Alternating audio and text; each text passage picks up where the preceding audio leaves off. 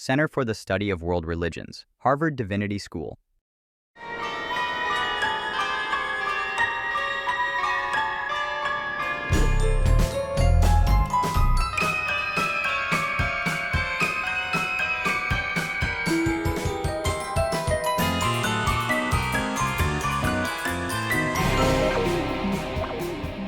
So it is my great honor to welcome to the show Haela Ravenna Hunt-Hendrix from the band Liturgy, musician, artist, philosopher. So Haela, how are you doing today? I'm doing great, thanks. How are you? I'm at quite well, quite well. So I start all these shows exactly the same way with same question because I think it's a good frame because we are literally in the shadow of Harvard Divinity School. So, what was your exposure to religion like growing up? Did you have a sort of traditional or mainline background? Were you raised atheist? Was it somewhere in between? What was that like for you? It was a little fragmentary. I would say my main I mainly grew up in New York and uh didn't go to church much as a kid, except I had some access to Southern evangelical Christianity. 'Cause I had family in the South, and so during the summers, I would kind of yeah, like Southern Baptist churches basically, and uh, I even went to, like, a Christian summer camp. Um, and But my main environment, I would say, was not really Christian. Um, and then we would sometimes go to um, like kind of multi-denominational liberal Protestant churches. Hmm. I actually was, maybe I've said this before, maybe you know this, like I was actually baptized by the um, the United Church of Christ in Los Alamos, New Mexico, which is they were they were like the chaplain of the Manhattan Project. Holy smokes! So That is, it was started by the Manhattan Project, and yeah, my family happened to live in New Mexico for just a couple years, yeah. and so I was baptized by this Manhattan Project church, which is kind of interesting. Oh, so you got the radiation there, like hand down. That's funny. Yeah. Uh, Oh, cool. Okay. All right. I did not know that. That's fun. And so as you're growing up, did you start playing music really early and were you classically trained growing up, or did that come later? Yeah, very early. I was extremely passionate about playing guitar, especially from for like as long as I can remember. I don't even really have any memories of not not being obsessed with guitar and like MTV. And I did take some like there was a classical. I kind of had to take piano lessons in order to play guitar. Mm. Um, and But yeah, I really loved rock music and metal from a very early age, like listening to like Marilyn Manson and Korn and this kind of thing. Mhm. And that was actually kind of because that was even before, like, I did have a pretty strong experience at this one Christian summer camp that I mentioned in the summer, and like I remember there was a moment where like from a very early age, I've felt myself in a position like the antagonism kind of between sort of like New York secular atheism and kind of Southern religion or something like that. When like I remember I went to this summer camp and like I was like a Marilyn Manson fan, reading like Nietzsche and Marx and stuff like that. And but then also like I was already quite passionate about Christianity as well, and was sort of talking about that like at school, and I always just kind of had a sense that like there was this kind of I don't know. I guess just a sense of like the schism, the religious schism, like in the United States or something. Just kind of like knowing people on either side of this divide, Mhm. that just both think that one another is like completely insane, and kind of being like caught between those two currents. And that tension has really been with me ever since. Very interesting. And so the how to phrase this? So when you were a Manson fan, was that sort of mechanical animals, and or were you like an Antichrist superstar type? I deep into that record. Yeah, But- starting with Antichrist Superstar. I mean, actually starting with, uh, yeah, I guess Antichrist Superstar. yeah, sorry that Well, that what do you ask specifically? well Oh yeah, because I guess he's kind of canceled. Sorry for mentioning yeah, I that. know, and I speak to it because so much of what that record was about was against the sort of Southern Baptist, sort of evangelical form of Christianity. So it's interesting that that would have hit, considering the schism that you were straddling. Right. And it also, like, not just him, but I mean a lot of, you know, uh m metal, this gets into black metal, Yeah. that has that kind of gravitas, has, even though it's in a lot of cases very avowedly anti-Christian, it has this uh religious pathos that is, sort of conveying, like, it's drinking from the same stream as what, like, religion often drinks from, or whatever, Yeah. and so it's like it's kind of its own religion in a way. Well put. Yeah. So was so you started reading sort of Marx and Nietzsche. Was that why when you went to Columbia you decided to become a philosophy major? Was that you'd already caught that bug and wanted to explore that, or did you sort of grow into that major over time?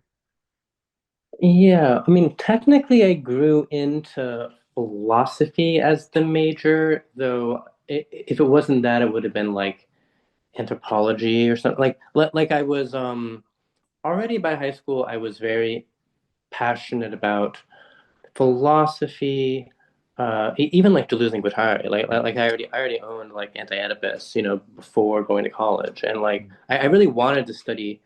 I wanted to like major in Deleuze and Guattari, and then kind of found out that like you can't major in them in an American philosophy department. Mhm.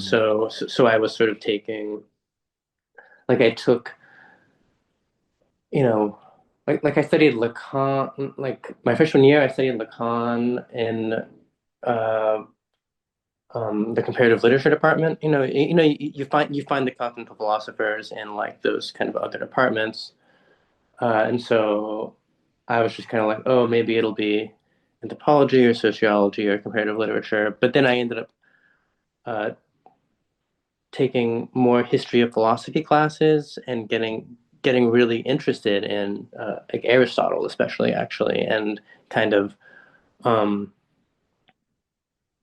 anyway, I kind of drifted into doing an actual philosophy major and doing a lot more analytic philosophy than I had planned on, because I really enjoyed like symbolic logic, and Mhm. um, I was into computers as a kid, so like I also, or not really as a kid, but in high school, so that could have been, like, I was more encouraged in computer science actually than in any other um, discipline. Like my grades and stuff in like English and philosophy and that kind of thing were like a little choppier, but like coding I was really good at. But um I don't know, yeah. But I just didn't, I don't know, I didn't want to spend my life that way. Fair uh, enough. yeah. Oh, okay. And what was it that drew you? Because you can sense Deleuze and Guattari over your thought, but what is it that drew you to them as thinkers? Like, what was it that felt so generative and productive? Because that is, for those in the audience who haven't read, not easy reads.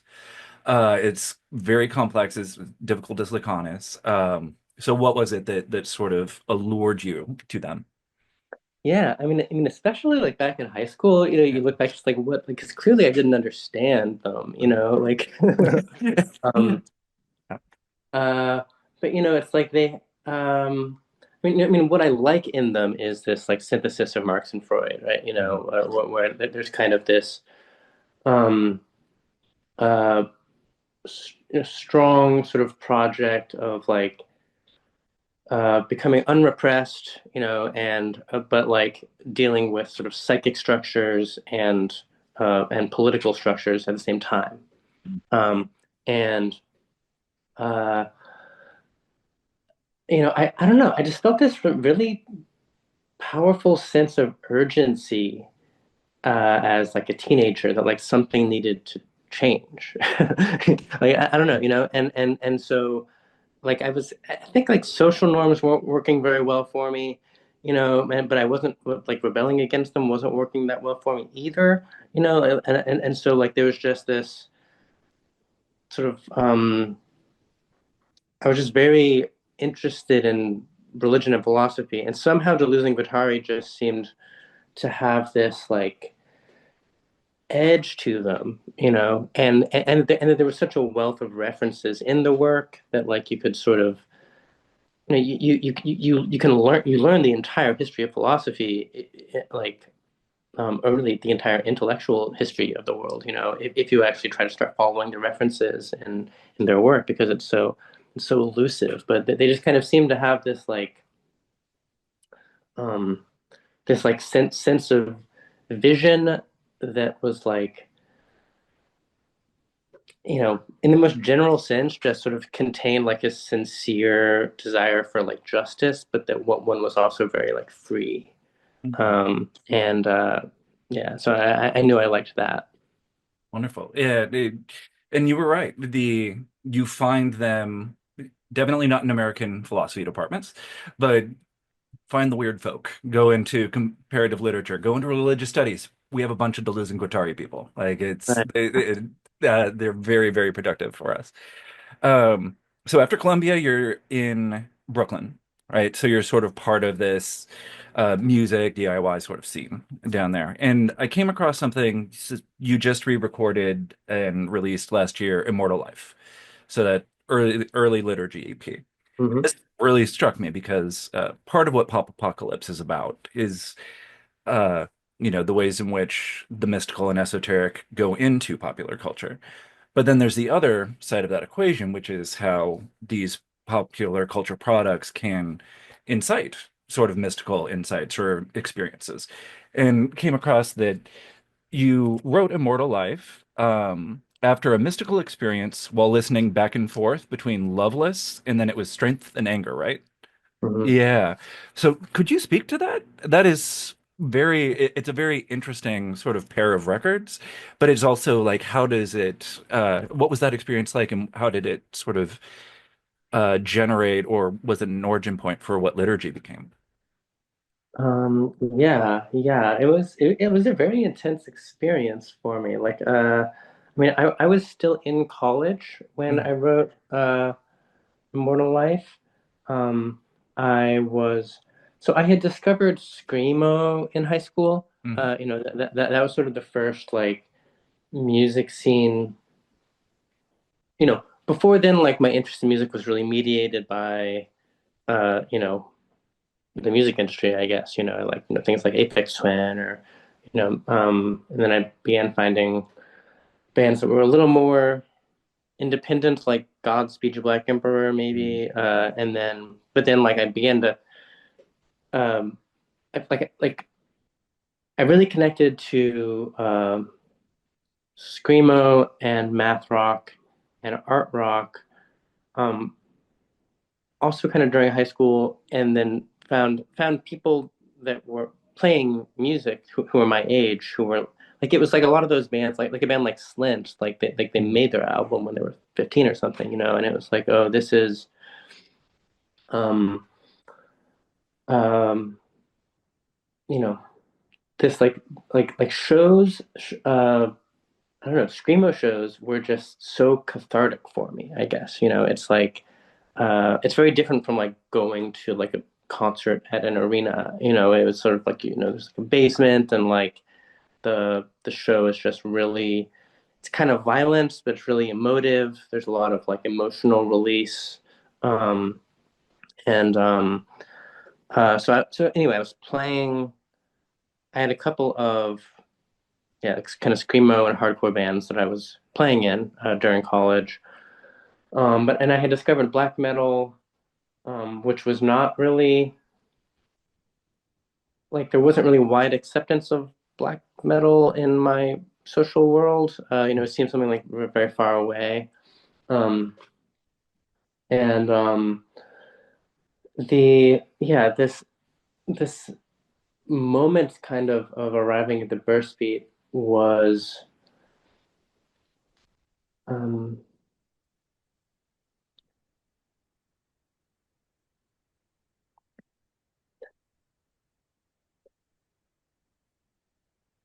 it was like this sense of like rhythm kind of puncturing through like the surface of time or something Hmm. like that. Um um there's there's certain My Bloody Valentine tracks that are kind of ambient, but if you turn them up really loud, it's kind of like the rhythm is sort of exiting the like tempo meter or Hmm. whatever. And and so I just kind of had this um I don't know. I'm not quite finding the right words for it right now. Okay. But Yeah. No, I mean, mysticism is ineffable. Like that's literally, one of the mhm, sort of standard tropes. But no, I hadn't heard the part where the burst beat came from or was related to that particular experience. So that's really interesting. Um, because that you ended up, as I recall, you submitted the paper, what is it, Transcendental Black Metal, to that Black Metal Symposium in 2009. And just to sort of set the table, this was like a heavy hitter like symposium, insofar as black metal can have a heavy hitter sort of conference, right? With Eugene Thacker and people like that there. right. So, and Burst Beat is very much part of that. But just for those who are unaware, what was the sort of thesis behind Transcendental Black Metal, that particular paper? Yeah, I mean, I feel like thesis I could say what the thesis is, but in a lot of ways there was much more of like a tone to it than a Mm, thesis. You know, I mean, it actually had been the ideas in that text came from a failed thesis on Nietzsche's philosophy of the will to power that I had originally planned to write as my thesis for college. mhm. Um, and um, like especially I was sort of using Deleuze's reading of Nietzsche. Like there's this one text that Deleuze devotes to Nietzsche, sort of basically about the play of active force and reactive force, and that reactive force is this sort of folding back of desire on itself, and then there's this kind of um, uh, like active force is rooted in a kind of singularity and a joy and an affirmation. Um, and mapped, I wanted to sort of recast black metal in a transcendentalist vein. Like part of the effort was to sort of establish like an American black metal at the time. I don't really talk about this much anymore, but like that it was sort of because black metal tends to be very regional. You know, there's like Polish black metal and Russian black metal, and it's all um, um, very sort of like opposed to the universalism, I guess, of rock music in general. And if that makes any sense, No, it does. Yeah. uh, yeah, and but there had never been an American black metal at this time, and so sort of coming out of reading, because I was an Emerson fan as well. So like reading Nietzsche via Emerson as an American, as someone sort of from the Northeast, it was like, well, maybe like the sort of like the heritage of like the United States with like Ornette Coleman and like jazz and this kind of thing could sort of be an opportunity to uh, generate a kind of black metal that is really about sort of creative becoming as well as like joy and love, basically, and that would kind of also be like what it says in the text is that would also kind of be the end of the history of metal. That it would sort of because it was also a vision of a kind of new synthesis of like music, religion, and philosophy Mhm. together. and that sort of metal had sort of reached its end point through the blast beat, which is the kind of fastest possible ordinary rock drum beat, and that the burst beat would sort of go through the void of um, sort of like the infinite horizon of acceleration, characterized by the blast beat, and sort of arrive on the other side with a more like breathing version of time that's actually closer to the temporality of classical music. Mm. So like the Sturm und Drang of like Wagner or something like that, where rhythm is being experienced as these like waves. So you talk about the burst beat gets brought up in that in Transcendental Black Metal in that paper. Mm, But the sort of second technique that you have described as being sort of unique to liturgy is glitching or general tremolo. mm. I forget if that was brought up in the Transcendental Black Metal paper. It's just not on the top of my mind if it was or not. But could you describe that one as well? Like what is happening with glitching, and particularly, it's not just sort of like a sort of compositional fun thing. Like this has a sort of philosophy behind it. Like it's intended to do something. So like what is it that glitching intends to do? Yeah, so the general tremolo technique is yeah, it wasn't discussed in that text. It really didn't come up until after the reception of liturgy. Um, so because all like that original text, was sort of before liturgy kind of began to really have a career. Like people started responding to liturgy after that. Uh, and and then it became a very controversial band actually. And um and so general tremolo is generally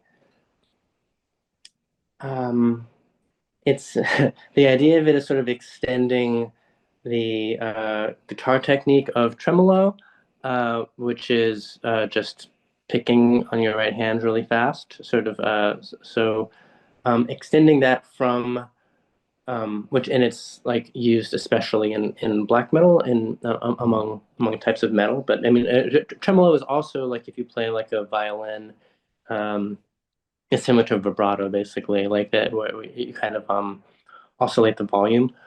Um, um, that that can be considered as a kind of universal principle that applies not just to one instrument, but is kind of um, like sort of can arrange it with cascades of different instruments like glockenspiel or other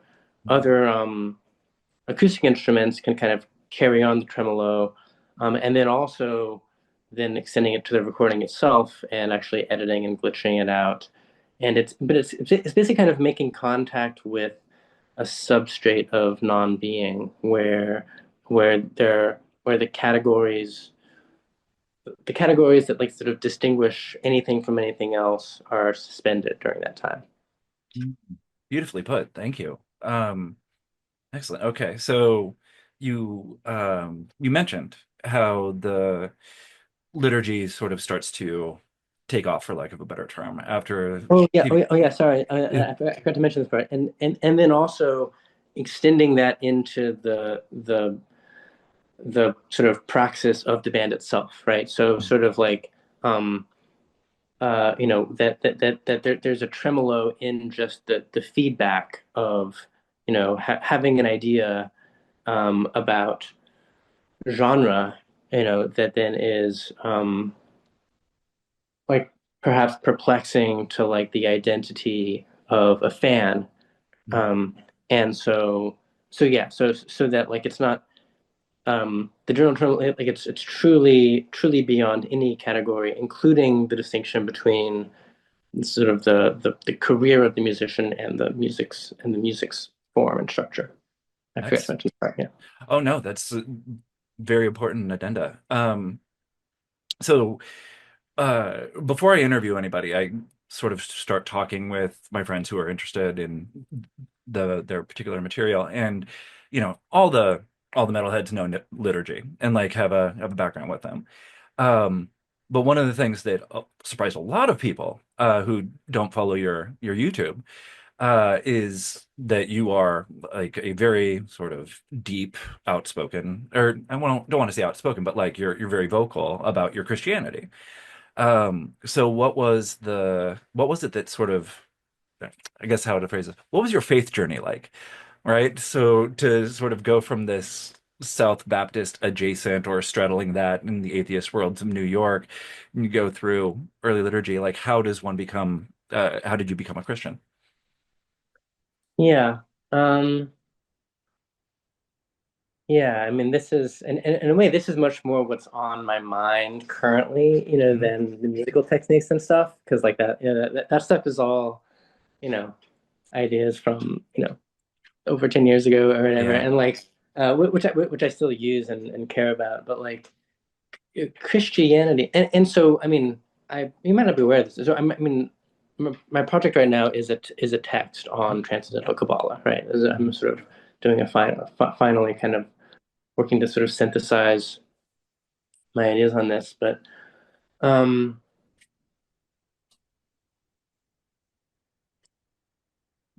during during the era that we're talking about, when I was developing these other ideas, I was I was always kind of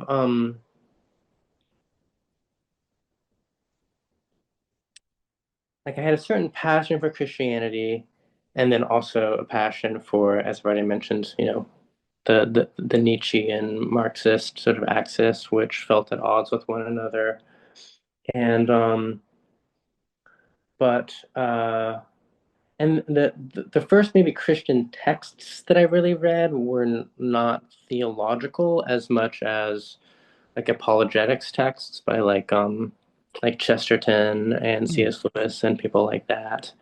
And like I remember like I've always kind of just had the sense, I mean, the band's called Liturgy, right? So like that like that what was happening during these musical performances was um like always had a very palpable sense of music as a sacred right. Um but like, but like Christianity, you know, isn't um there's just this sort of love in Christianity that is a little bit different than it's something that you get at a rock concert. Like a kind of like warmth and forgiveness.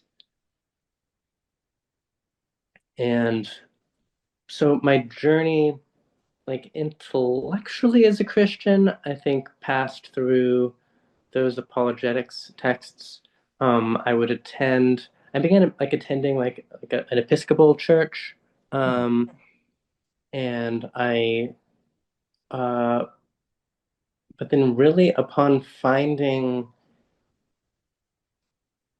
once I discovered like Bulgakov especially, um, I began to see that there was a lot of, fairly contemporary Christian theology that was responding to a lot of the questions that like Marx and Nietzsche were responding to as well. And that um, I don't know. Like Christianity is like a sort of a serious philosophical enterprise, and not just like the distinction between like faith and reason that people take for granted in modern times is like a bit of like a social construct, I think. Um, so yeah, I don't know. I didn't really trace a journey there exactly, but No, it's all um, good.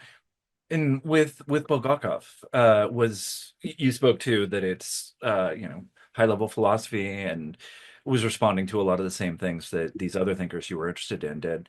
Did you have I see Sophia and Sophiology sort of popping up in a lot of your writings as well. So what was it about that really grabbed you? yeah. Well, yeah. Okay. So I guess like earlier on. Okay, so earlier on, like I was very interested in like the sort of right. So this was transcendental black metal, the sort of American black metal tradition. I was connecting it to like really like the Shakers or whatever, right? Sort of like ecstatic American religion was kind of more what I was interested in at that time. Pentecostalism, speaking in tongues. Like there's that really famous Dan Graham work, Rock My Religion, about sort of um, connecting like DIY punk to the lineage of sort of uh, like kind of anti-theological Christian worship that was sort of, coming out of these like fairly new churches in, like 19th, 20th century or whatever.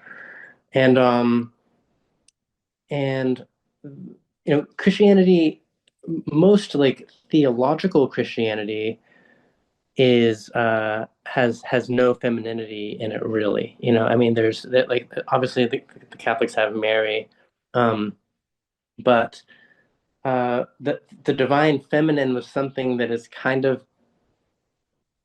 like seemed to be lacking in Christian theology that I knew, in stemming from Aquinas and this kind of thing. Um, and I mean, the idea of Sophia.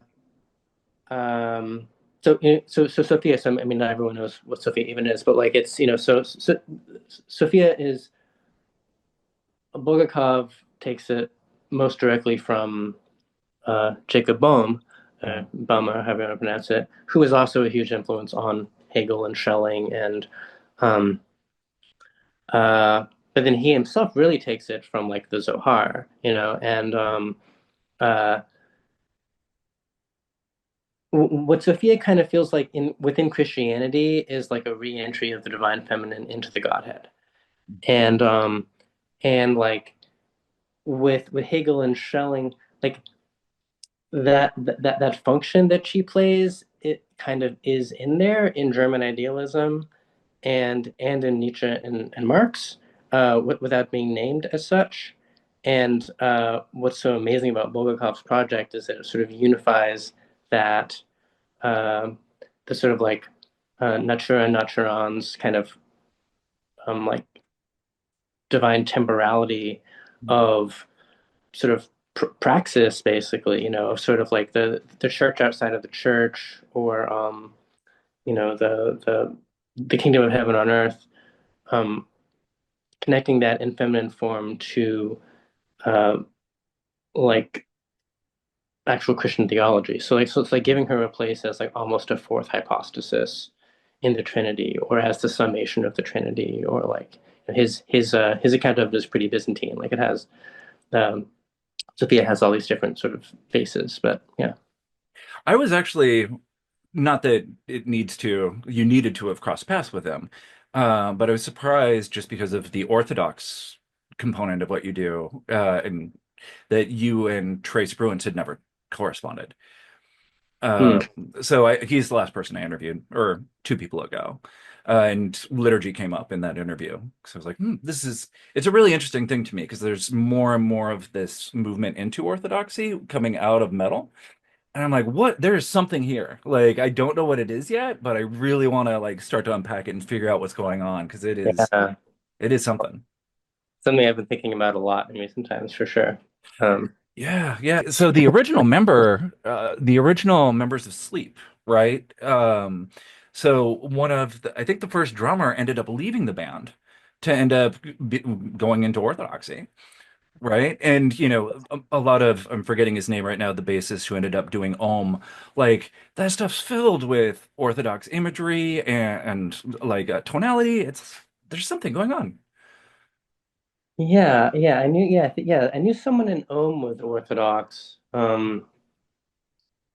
Yeah, I mean, I mean, I encountered Orthodoxy relatively recently. Like, Mhm. I'm an Orthodox Christian now. Like, Yeah. I converted. I was a catechumen for a couple of years, and Mhm. like I sing in the choir at my church. Like, I take it very seriously, and um, yeah, I mean, I mean, for me, it's partly the theological lineage. Mhm. It's sort of like it's a whole alternative history to the kind of Western history of the church. Mhm. That is so much more rooted in sort of beauty and glory and things like this. And like doesn't have like a witch trials, in its history. That's good. Yeah. Um, and I mean, I think that's a lot. Like I think that there's a lot that was part of Christianity that ended up being kind of stamped out in the West, that was then kind of like picked up again in Thelema, really, Mm. and that's connected to metal. And so, I think that for me anyway, it was like, wait a second, this was already in Christianity, in kind of the Eastern version. Um, but yeah, it's also just like a grittier, just a grittier aesthetic in a way. Mm. Um, but Yeah. Are you talking with more broadly or more specifically like icons, right? The sort of like two dimension that opens you up into the third dimension. also like the methods of venerating them too, like that's Uh, so much more touching, like in an mm, Eastern Orthodox church, like you kiss the icons, like that there's just and like um there's I think there's a practice of veneration that is just generally more of an aesthetic and like haptic experience, mm. which I get a lot of satisfaction out of. That's really well put. There's also the theosis part. That's what I was trying to get to. Yeah. Right. Just that was a huge loss in the Western Church to sort of like just put that to the side. And I also, because again, most of my work ended up being on these sort of Gnostic texts. So much of what people were responding to in the Nag Hammadi ended up through different tributaries, ended up going back in through monasticism and through theosis, right? Like this sort of like desire to transform, this desire to become like God. And um, so it doesn't shock me that there's this sort of movement towards, hey, this exists, but we also don't have to reinvent it now.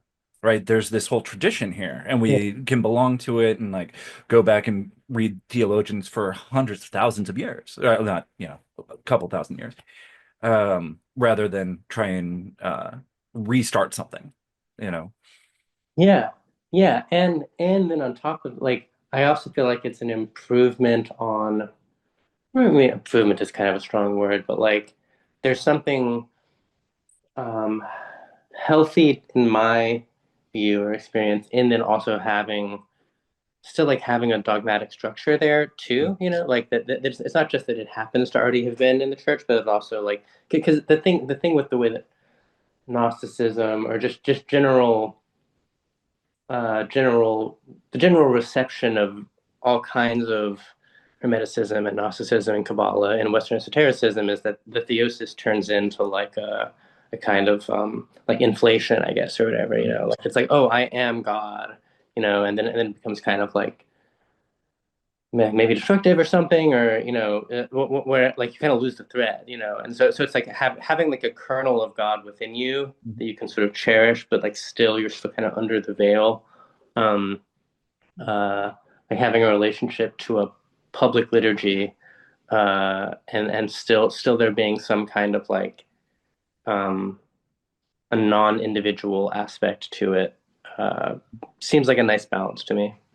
That makes a lot of sense. This feels like a not just a good time, but before we proceed, we sort of need to talk about what is Transcendental Qabalah for you. And of course, this is like a huge topic. Like you have many videos where you discuss different sort of dimensions and aspects of it. And we'll definitely link to those in the show notes. But before we sort of dive in and start to interpret some of the records through it, just what is a sort of encapsulation of what you're after with Transcendental Qabalah? Yeah. Yeah, I mean, Yeah, any system of Kabbalah is yeah, difficult to summarize for sure. But like, I mean, absolutely. I guess for starters, I should just say that like, uh, I've been developing it more recently. Actually, like this is my current like number one focus Mm, is crystallizing it, and like Transcendental Kabbalah, it's a specific system of Kabbalah, that is different from, but usefully compared to, you know, Lurianic Kabbalah, or Hermetic Kabbalah as practiced by the Golden Dawn, or there's like different versions of Kabbalah within Thelema. And so like it's a system of like 32 paths, that use like the Hebrew letters arranged with, 10 Sephira, and has correspondences with astrology and tarot. Um, and so it is a system of Kabbalah. It is, I think, the strongest influence is Meditations on the Tarot. Are you familiar with this text? I am. So like it emphasizes, I mean, not to get too into it, it emphasizes water over fire, Mm, uh, in a way that is Christian. So mm. so it's like, in Western esotericism. So okay, I mean, this is like, so Christian Kabbalah was born during the Renaissance, right? You Mhm. have sort of Pico, Agrippa, Reuchlin, right? They're incorporating um, sort of Jewish Kabbalah from the past couple hundred years into Christianity. That happens simultaneous with the rise of Protestantism, pretty much, uh, as well as then kind of being, people often say that the groundwork for the birth of modern science and modern capitalism, where the techniques of Kabbalah, uh, like including just like methods of accounting, methods of conducting experiments, methods of sort of looking for electricity, kind of start like working really well. And then the idea is that in modern secularism, the religious trappings kind of get cast away, and it kind of just becomes modern society, right? So like Christian Kabbalah is kind of like a vanishing mediator of modern secularism. Um, and something I'm really interested in with Transcendental Qabalah is an attempt to, I guess, like recover Christian Kabbalah. Oh yeah, and then um, esotericism sort of turns into this like countercultural thing. In that context, you have sort of modern secularism, and then um, esotericism becomes countercultural. It becomes associated with, first kind of like the Romantics. There were Romantics who were part of the Golden Dawn, and then the Beats, and then rock music. That's where esotericism goes. And like, according to Catholicism, a lot of that was sinful, and then in modern secularism, it gets sort of taken as either like evil in some way or just kind of crazy. It's in the shadows. Um, and uh, So Transcendental Kabbalah is an effort to sort of, I guess, restore restore the connection between Kabbalah and Christianity, and then that kind of being an alternative to the mainstream horizon of secularism, like, and to also incorporate sort of post-structuralism and critical theory into it as well. Uh, so yeah, I don't know. I'm rambling a little bit, but it's like, No, so this podcast is where we can get as deep in the weeds as you want to. Like okay, great. I love the weeds. Give me more weeds. Like we can just go around in the weeds for a while. Um, no, that's wonderfully put, and I'm very excited that you're sort of synthesizing and putting these ideas down in a book because it's nice to go through the Substack and the videos, but it'll be nice to have it in a thing. Can I ask how when you expect that to be out in the world? It's it's supposed to be it's supposed to be the end of this year. Okay, wonderful. Publishing it with Repeater, which is like a sort of uh, kind of critical theory philosophy press. Hmm. Wonderful. Okay. So one of the ways to start parsing and get and sort of like square off parts of the weeds might be to go with the uh get into the actually let's back up a little bit. So one of the things that I've heard you say before, and I think is really, really interesting, is that Transcendental Qabalah is, quote, a speculative tool for attempting to become a halogenic soul over time. Right? So what does that mean? And I know you can talk about the sort of three vibrations of soul. I think that's also super interesting, but the way that idea feeds into your music is so important. So if you could unpack, that would be great. Sure. Yeah. I mean, and yeah, and the particular structure of the tree of life of Transcendental Kabbalah is important in this. Um, I mean, just generally speaking, just to make sure I'm sort of saying what's not the weeds, that like a system of esotericism hopefully is used to sort of attain theosis, right? It's used to sort of grow in maturity uh, and become sort of a self-actualized being capable of generating harmony and flourishing around yourself. And so, any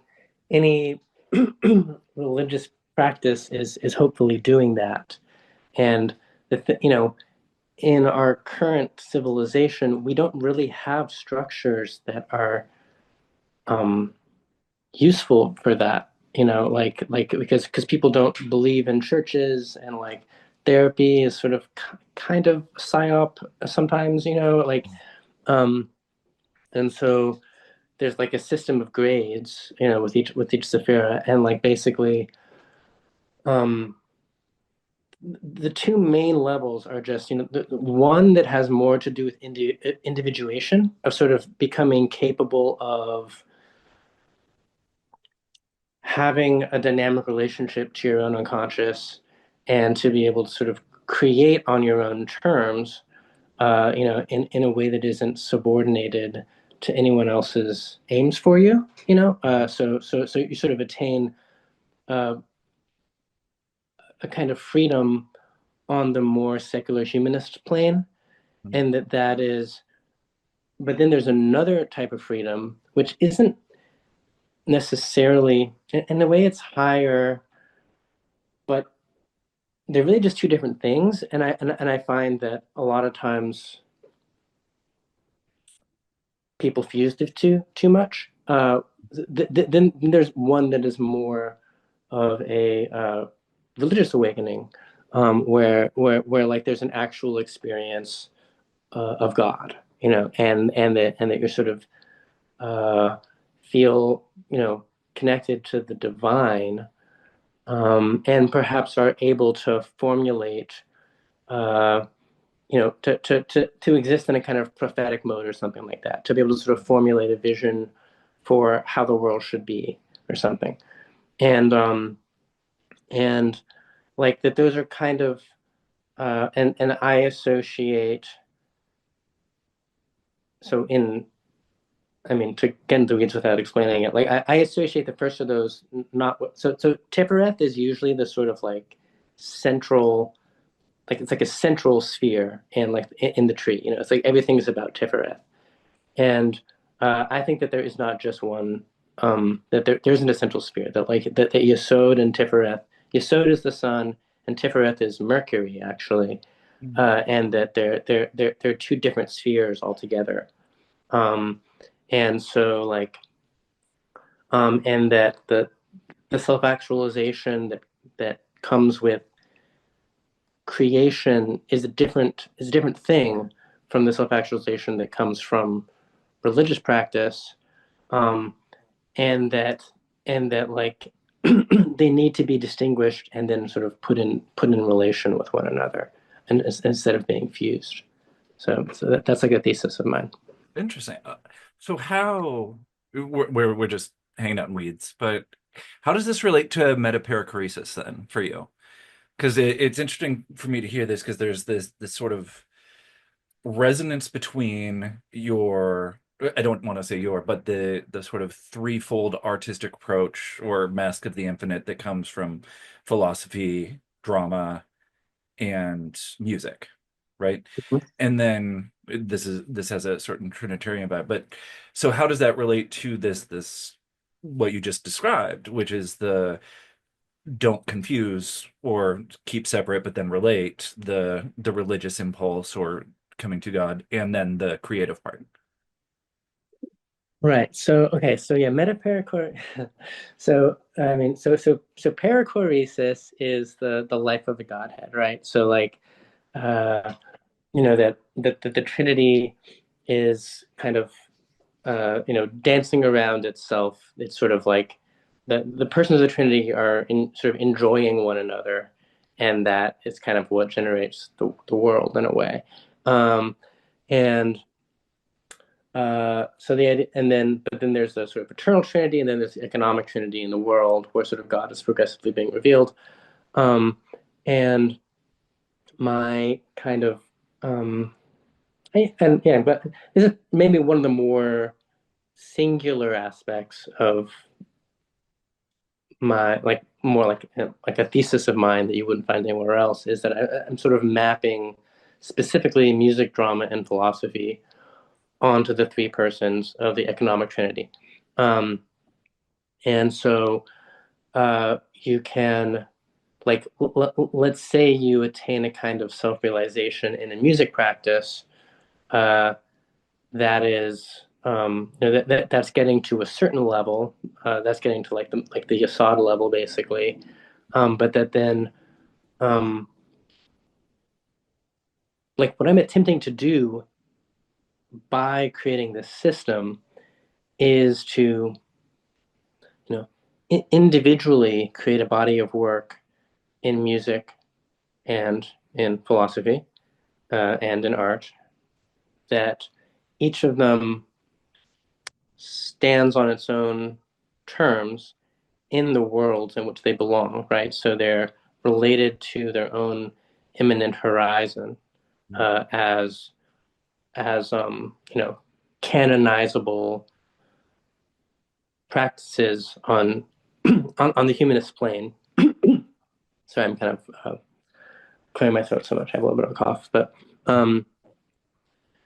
and but that then there's this kind of higher field where you can think about ways of relating those three to one another uh, to be um, to be like a world of its own and sort of turning it into like a mini religion kind of right. So like um, so for example, um, putting them together like my big project of executing metaperichoresis has as its core origin of the Alimonies, which is my opera. And so it's like that, um, the story of the opera is the kind of aesthetic core of a system of philosophy. The system of philosophy, which any system of philosophy kind of needs an aesthetic core. Like Plato needs Plato's cave. You have to follow the narrative at some point. Philosophy generates techniques in musical composition, and then and then the story and the ideas are embedded in a musical work that is then transmitted into the world and sort of gains momentum on its own terms because of the music. So it's not in a silo. Um, uh, like it's not in a silo where it's sort of within the logic in any one particular discursive sphere in the world. It's like because music is special in this way, kind of, because like, people just get addicted to music. It's like you love music for no reason. Not because of an institution. I mean, kind of. That's a bit of a generalization, but more so than um, more so than a lot of the arts and in philosophy, I think.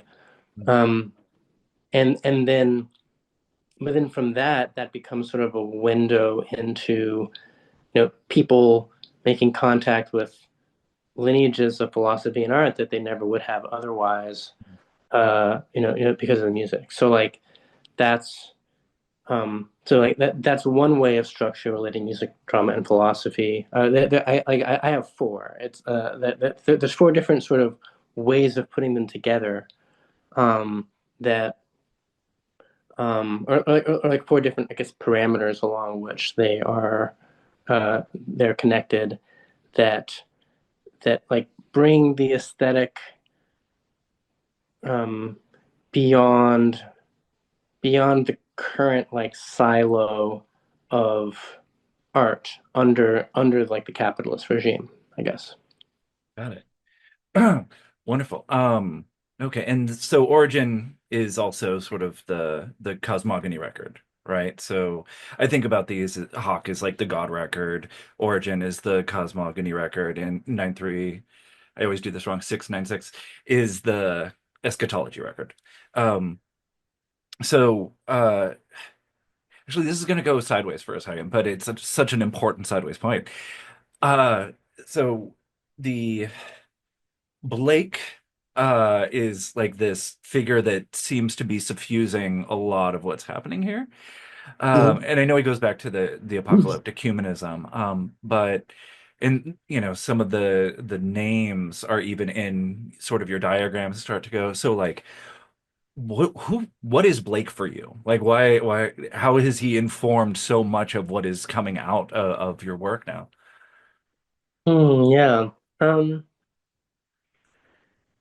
yeah, I've definitely always felt a strong connection to Blake. I actually first encountered him in college. Like I took a course on Blake. Mm, Um, and I mean, I don't really pay as much attention to Blake now, to be honest, but like I think I had never until I encountered Blake, I had never sort of encountered like an artist who just like was a prophet, mm, basically, and like that in his body of work, like Blake is a very canonized artist. It's like you take a course on Blake, and it's like you sort of you're mostly analyzing, his relationship to like romanticism, or like his use of like form and his like visual work or whatever.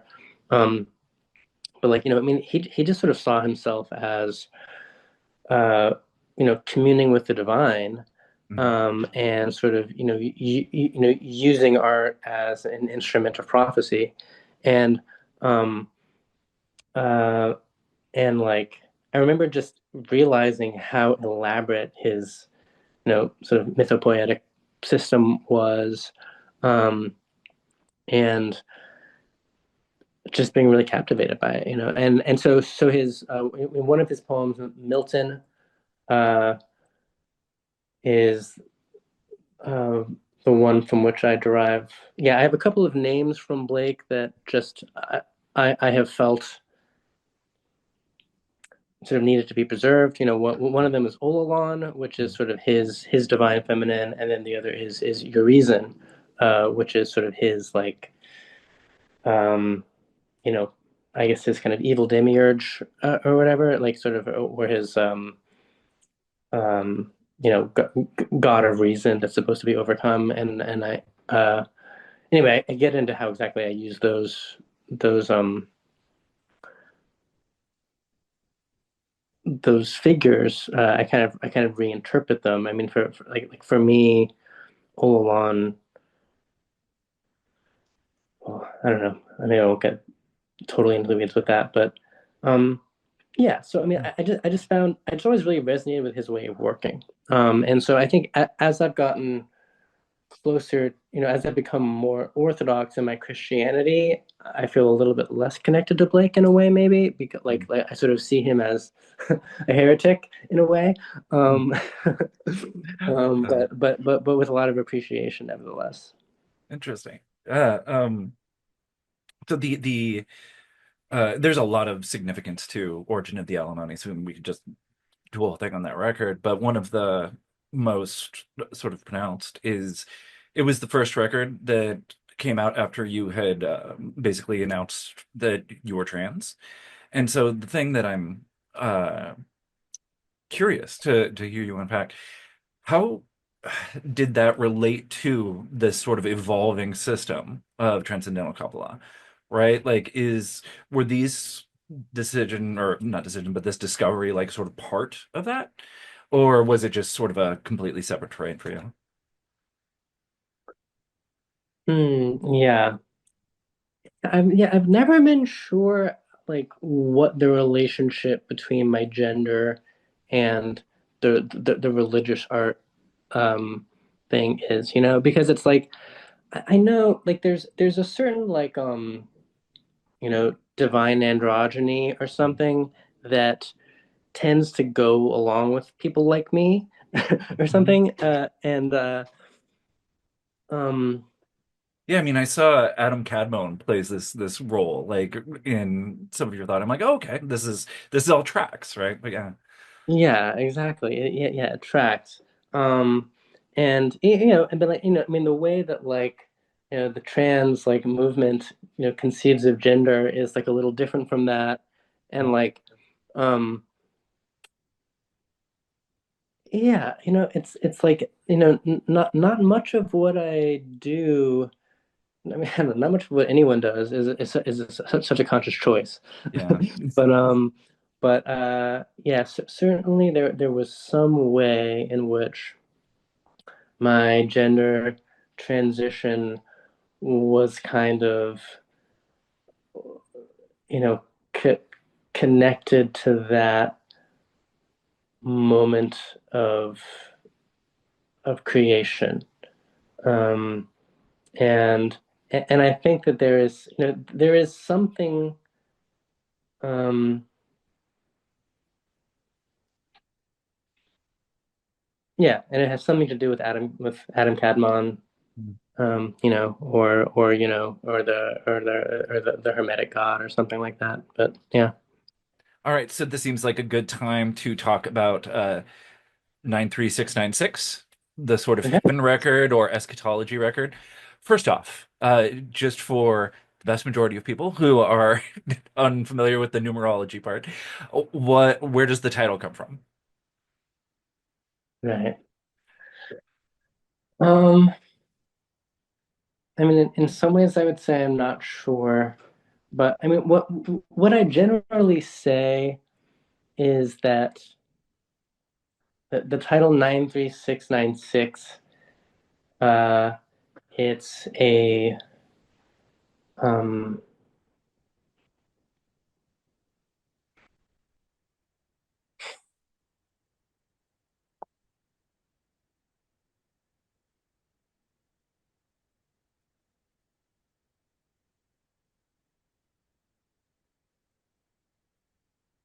it's the number of like the vision of a new eon.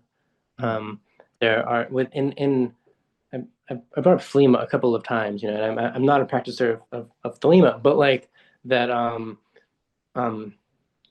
the current 93 and the 696 current of the of Mott Kabbalah.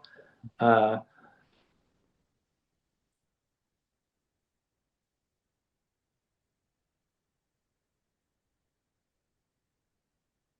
I don't know. Yeah, I'm not totally finding the words for like I don't know. I just like don't have the like mental energy to like. There's a lot there. Yeah, Yeah, yeah. it's the number of a vision of a kingdom of heaven. Um, and it signifies a kind of Christianized esotericism and a vision of heaven. Mhm.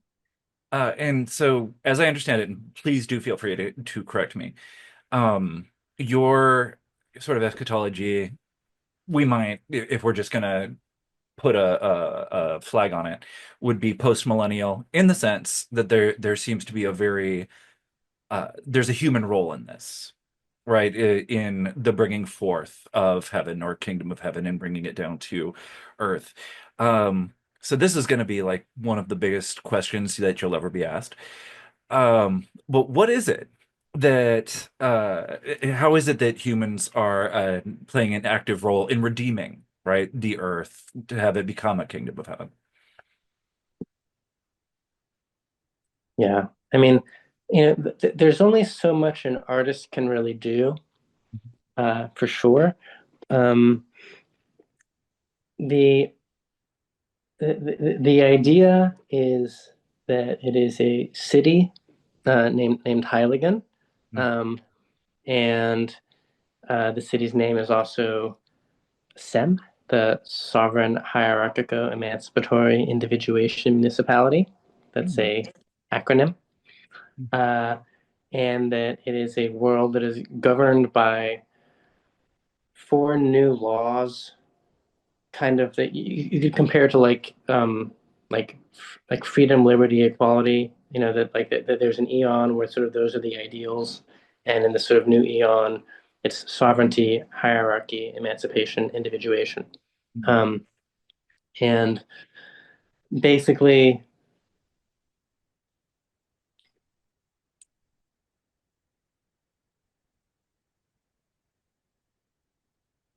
The most concise way of putting it is that whatever it is that's happening in our um, like amazingly crazy world right now, that there's there's space for envisioning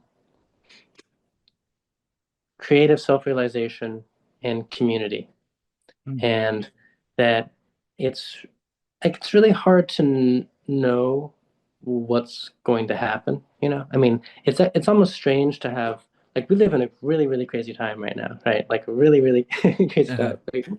Like in 3 years we're not going to be in the same world that we're in right now.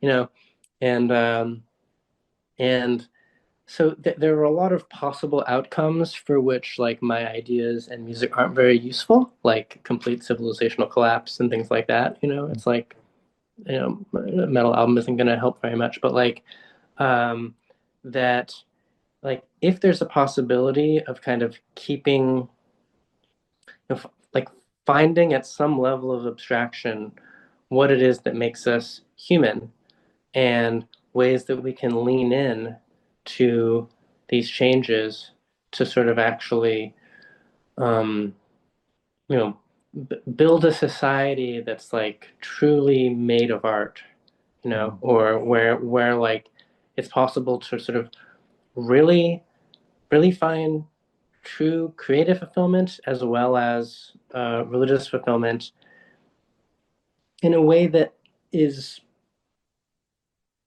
close perhaps to like the beatific vision or something like that, where like people really do sort of see God more often, or that's like a real part of daily life is sort of seeing God, or being aware of um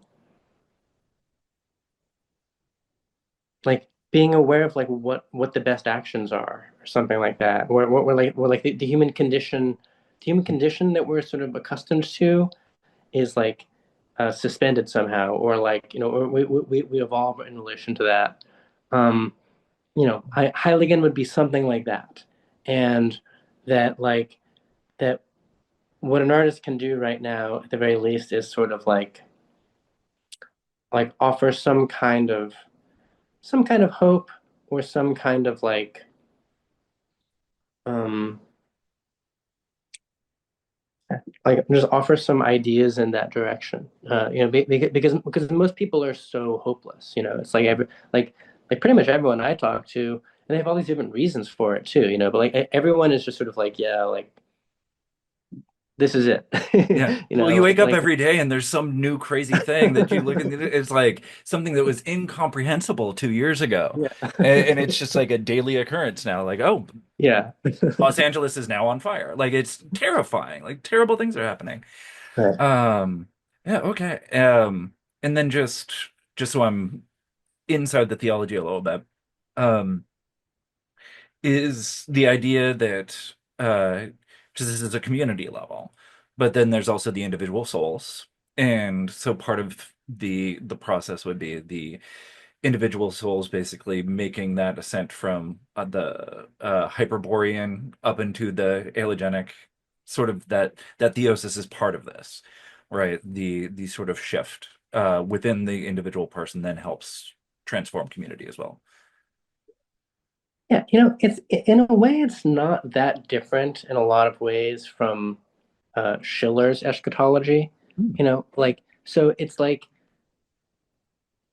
we could have a world where everybody is a total artist, you know, and and just like what it is to be a human is to learn as much as you can about the world, learn as much as you can about your own proclivities and abilities, and generate a total work of art comprised of music and philosophy and art, and share it with one another, and influence one another through like do have what happens in sort of DIY music scenes or avant-garde hotbeds and art or whatever, just having that be like all of life, And so it's like we have a new civilization where sort of, you know, there are these kind of universal human beings whose concerns are sort of growth and healing and growing in wisdom and compassion. We're like the religious path is the meaning of life,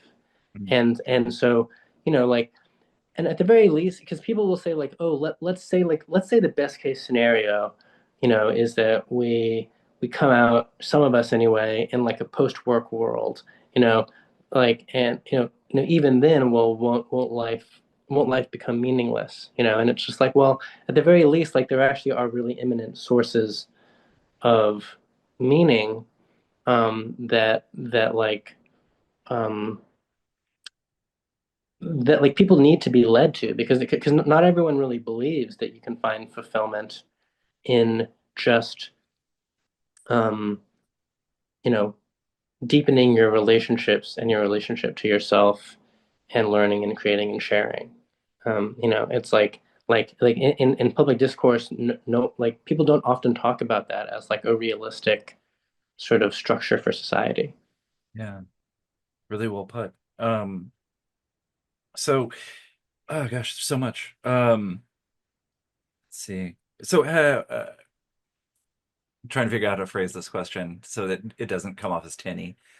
Um, how does would you see the goal of the record then as sort of like aspirational for people? Is it supposed to sort of open up the space for experiencing what that could be like? And why I ask this is you've spoken before about the ways in which rock shows can be sort of sacred, right? And can be initiatory in a way. And I know that that's something that you're very much after with liturgy shows. Like there's this sort of religious catharsis that's there. So, when you bring something that's this personal and heavy out, is it to basically like open those vistas for people? Like what is the sort of purpose of bringing that out in a way? Yeah, I think opening the vistas, and like I and again, like with art and music, and even with philosophy too, it's like one wants to be careful to even claim to have an intention. It's like I can't really help but do what I do, Mhm. and like I clear like liturgy has some kind of connection with like the seraphim. It's like Mm. that, like it's kind of like a and this gets back to orthodoxy as well, and the idea of kind of like the glory of God actually appearing on earth. We spoke a little earlier about one nice thing about orthodoxy being the possibility of theosis, which is something that's not very popular in Western Christianity, um, where like people have an actual divine kernel that can be cultivated. But another one, and this was like part of the reason for the breach between East and West, is the idea that God, that God's energies can actually come down to earth. and that it's not just God appearing here. It's not like mediated, like God appears, right? Um, and like I've always been compelled with liturgy to like, you know, construct like stretches of time that are just as like transcendentally gorgeous and moving and kind of scary and triumphant and tender as possible, uh, as a way of kind of like, opening the eternal eye. Like it's like we have these veils where we're kind of focused on lower level things, fears, self or whatever, and like there's a way that music can just kind of like explode that briefly. And um and so yeah, it's like I write the music because I love it so much. It's just an obsession for me. Um, but the effect that I like to hear about it having, is sort of getting people to like, um, you know, like sob at an experience of like Mystica or something, and then that being like a healthy thing that then can inspire someone to, um, live in a more like loving way, Yeah. and a more courageous way. Wonderful. Then I have to ask, any liturgy shows, any tour on the horizon for, or are you pretty firmly focused on the philosophical treatise right now? We're doing some shows this year. I mean, we've been touring a lot Yeah. in the past like 3 years, really. We've done more touring than ever. Because we worked so hard on the last album and really wanted to travel with it as much as possible. But yeah, we're gonna do some shows in Europe in May, and then we'll definitely at least do something in New York this summer. Um, but yeah, we're not doing any like extensive touring this year because I'm really trying to get this book finished. It takes a lot of work to focus on a book. It is no joke. Uh, Especially when it deals with esotericism, yeah. because because esotericism, it's so esoteric. It's like I made the mistake of deciding because I had never really read the Zohar, Mhm. uh, and like, oh man. That is not, I mean, we talked about Deleuze and Guattari earlier. Equally not easy reading. Beautiful, like Yeah, sublime, but, is one of the greatest but things I'm ever just kind of, I'm written. just kind of like, I was like, how am I supposed to write? How can I write a book of Kabbalah if I haven't read the Zohar? Mm. And so, I mean, there's no, I mean, so anyway, I'm reading like, parts of it. I mean, there's really, there's like five or six, passages that are like, the best known. But yeah. And I've been studying a lot of like medieval angel magic grimoires and stuff like that. Oh, Um, because I'm very interested in the history of angels, and the relationship between kind of like the Semitic angel hierarchies with like sort of Neoplatonist sort of hierarchies within Nous, and like really kind of having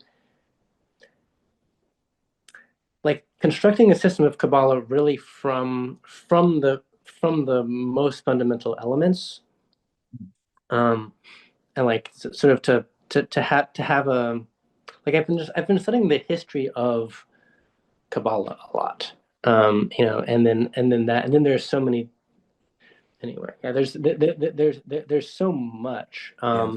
and there's so many different systems. It's like that people think they know what like Kabbalah is, but it's like Which one? I mean, yeah, it's tradition, but like it can be regional, like black metal. Like yeah, it yeah. does fit. Yeah. Yeah. It's not like which one out of the five. It's like which one out of the 500. Yeah. Like, um, Have you come across Wolfson yet? The Elliot Wolfson's work, uh, Kabbalah. wait, who is that again?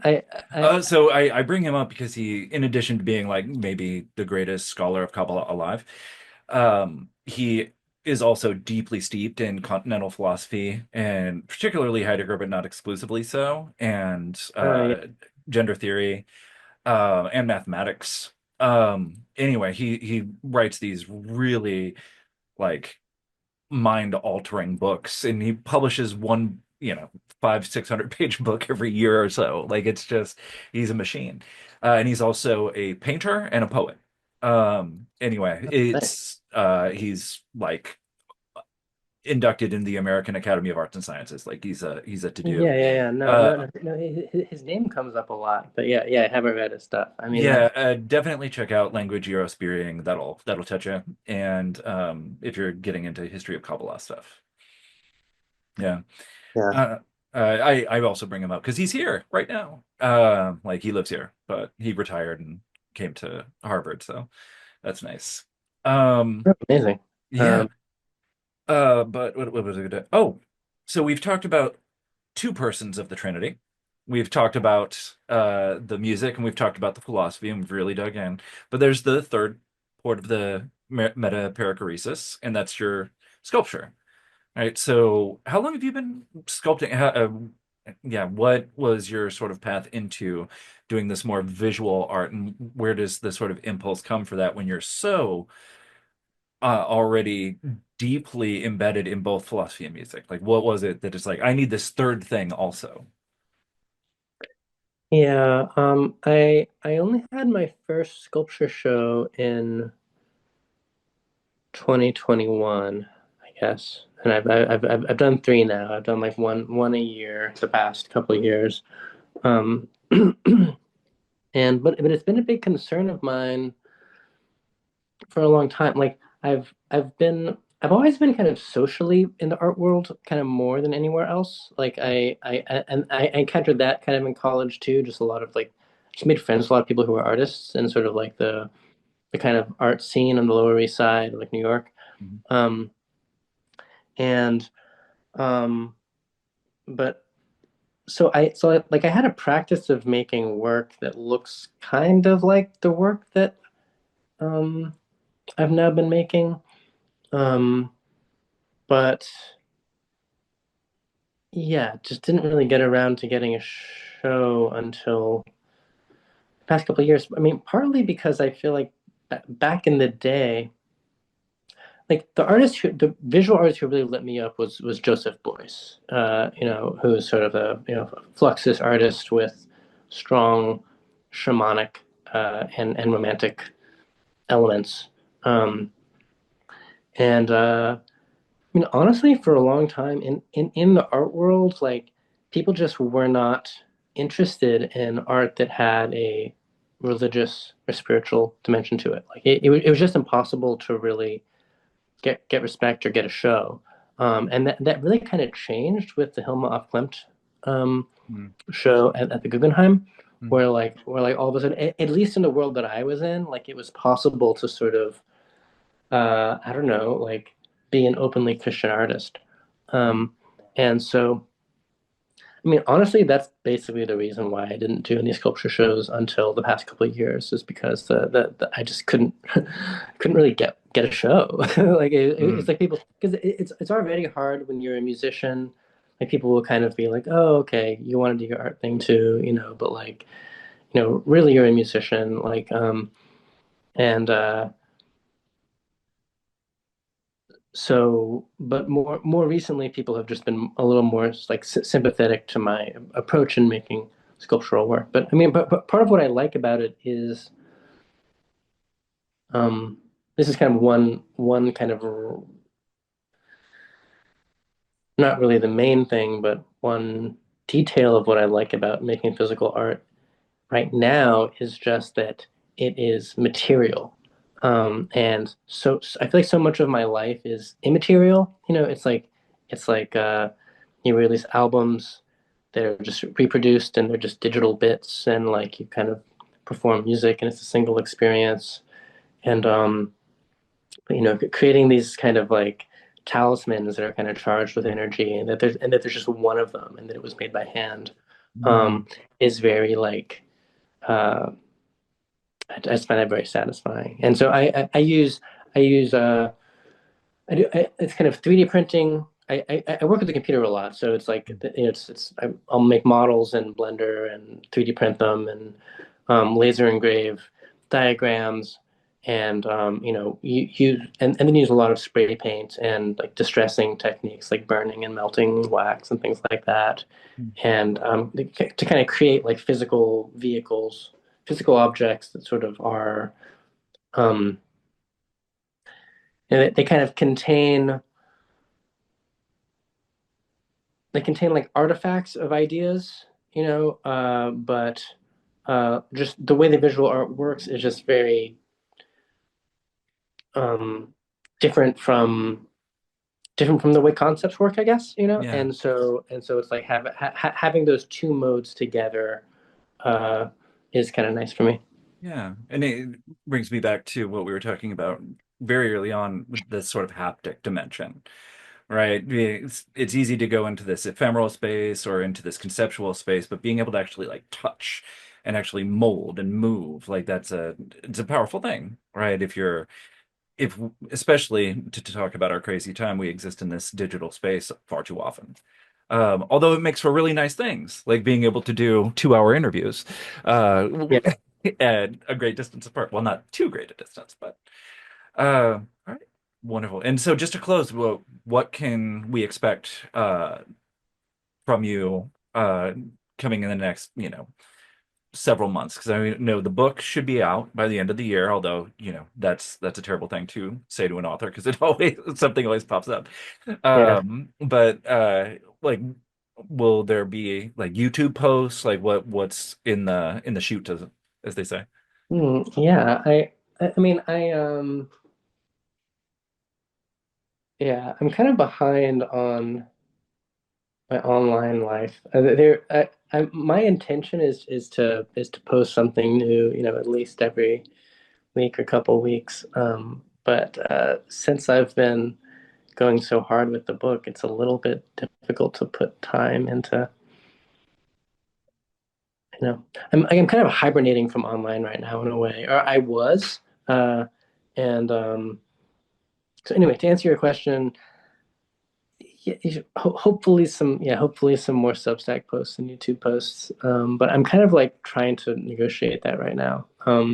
But yeah, the main thing is the book. Yeah, I mean, and all your fans are going to honor that because writing books is hard, and writing about esoterica is hard. And it is a completely different mindset to try and do that as opposed to a Substack post. Like you have to go into this space where all the pieces of however many hundreds of pages fit together, as opposed to this one post, that you can that's sort of discreet and self-contained, So it's tough, but we're looking forward to it. So Haela Ravenna Hunt-Hendrix, thank you so much for coming on Pop Apocalypse. It's been so engaging and interesting to get to know more behind the person behind the work. Yeah, thanks so much. A lot of fun.